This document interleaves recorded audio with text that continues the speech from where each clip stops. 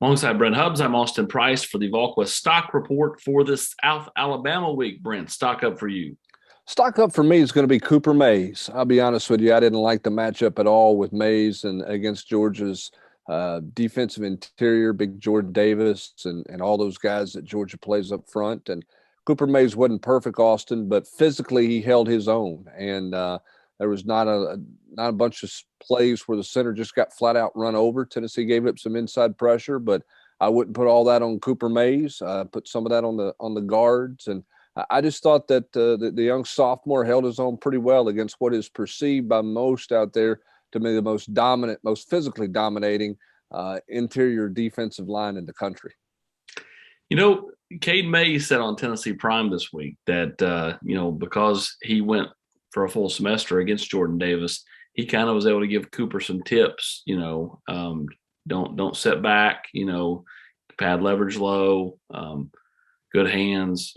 Basically he said Jordan wants him, wants everybody to try to, test a strength with him, and that's not the right play if you want to have success against JD.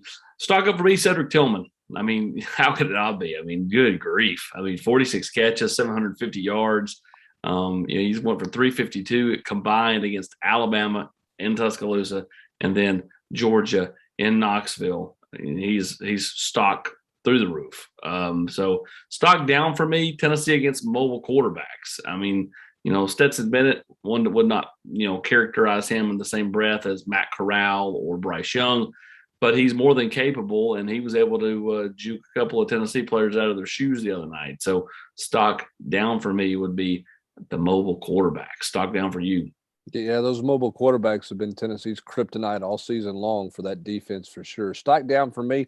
Red zone offense. Look, Georgia's good. Their red zone numbers are pretty stupid.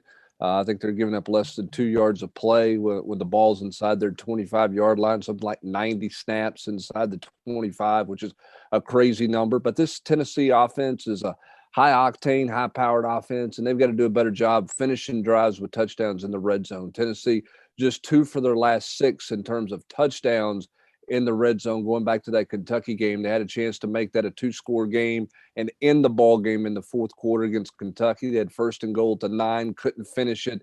And then against Georgia, they had 5 trips inside the Georgia red zone, came away with just 2 touchdowns. Now, they elected not to kick some field goals and go for it on 4th down.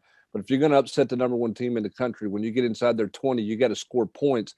Tennessee didn't do enough of that. They got to do a better job offensively of finishing drives when it's not a 70-yard touchdown play or a 50-yard touchdown play. When they got to drive it and finish it inside the 20, they got to finish better. Yeah, I did like the fact that Josh Heupel, though, did play to win the game and didn't kick field goals there. Once they were down a couple of scores, I mean, field goals weren't going to do anything. So at least he tried to go win the football game and do the best he could, even though they did come up short in the red zone. Stock stagnant for me is going to be Tennessee's tackle for loss. Tennessee led the nation there at one point.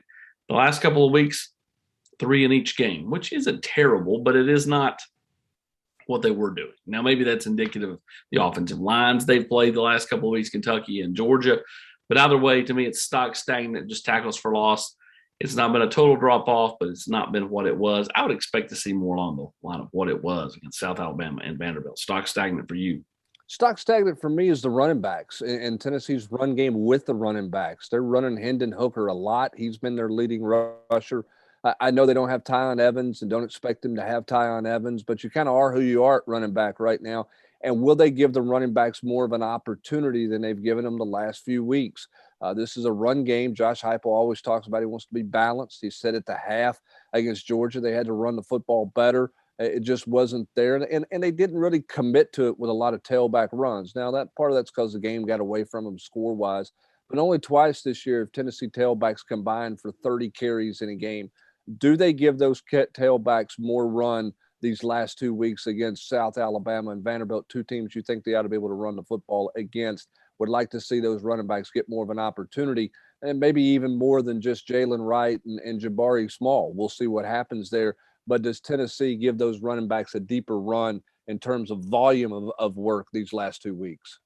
He is Brent Hubbs. I'm Austin Price, VolQuest Stock Report for South Alabama Week.